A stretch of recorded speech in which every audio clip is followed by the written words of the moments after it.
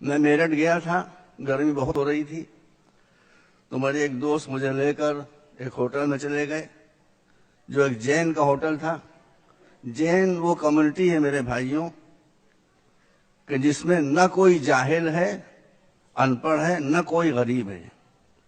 تو میں نے اس جین سے پوچھا کہ یہ آپ نے کون سا چمتکار کیا، جادو کیا ہے کہ آپ یہاں سے غربت بھی ختم ہو گئی اور جہالت بھی ختم ہو گئی؟ انہوں نے کہا کہ مولانا ہمارے یہاں جو چیزیں ہونا چاہیے وہ ہیں، جو نہیں ہونا چاہیے وہ نہیں ہے، سن لیجئے۔ میں نے کہا وہ کیا چیز؟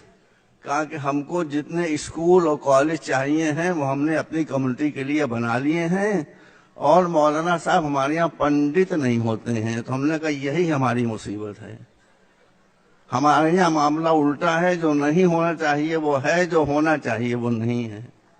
اسکول ہمارے یہاں نہیں ہے، کالجز ہمارے یہاں نہیں ہے، مولوی ہمارے یہاں بھرے ہوئے ہیں۔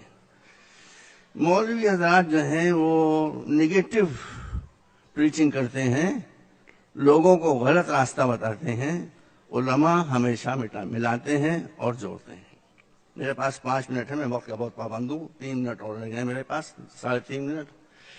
دیکھیے ہمارے رسول نے فرمایا ہے کہ عقل مندی کی بات کہیں سے بھی ملے لے لو، ہندو کے منہ سے ملے لے لو، یہودی کے منہ سے ملے لے لو، کسی کے منہ سے ملے لے لو۔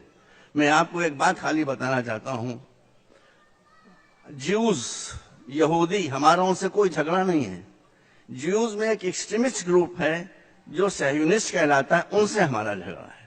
اب میں آپ بتاتا ہوں، یہ واقعہ میں نے ریڈرز ڈائجسٹ میں بہت پہلے پڑھا تھا کہ جب سن 48 میں یہودیوں کو ان کی خیال میں ان کی زمین مل گئی تو وہ اپنے چیف پریسٹ کے پاس آئے، انہوں نے کہا کہ ہم کو ہماری زمین اسرائیل مل گیا ہے، ہم یہوہ کا شکریہ ادا کرنا چاہتے ہیں۔ کہا کیسے ادا کرنا چاہتے ہو؟ سنیے بات میں ختم کر رہا ہوں۔ تو انہوں نے کہا کہ ہم چاہتے ہیں کہ آپ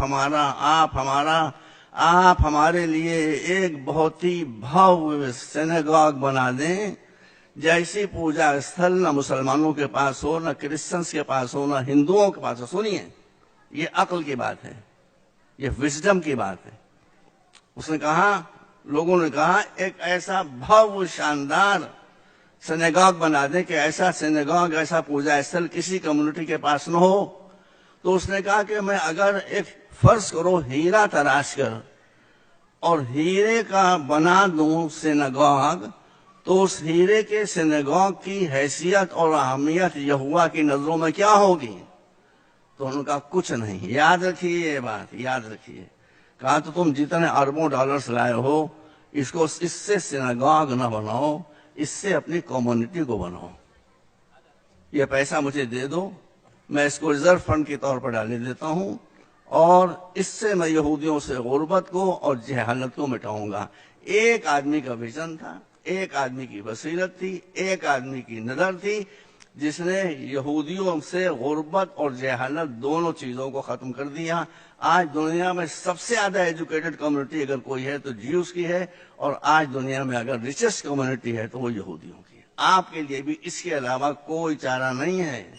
قومیں بلڈنگوں سے نہیں بنتی ہیں، قومیں ایجوکیشن سے بنتی ہیں، قومیں تعلیم سے بنتی ہیں، قومیں شکشا سے بنتی ہیں۔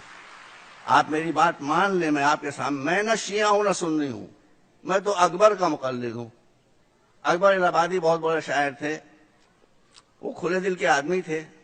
تو ان کی بیوی نے ایک دن ان سے کہا کہ آپ ہیں کہ آپ شیعہ ہیں کہ سنی ہیں؟ کہنے کیوں؟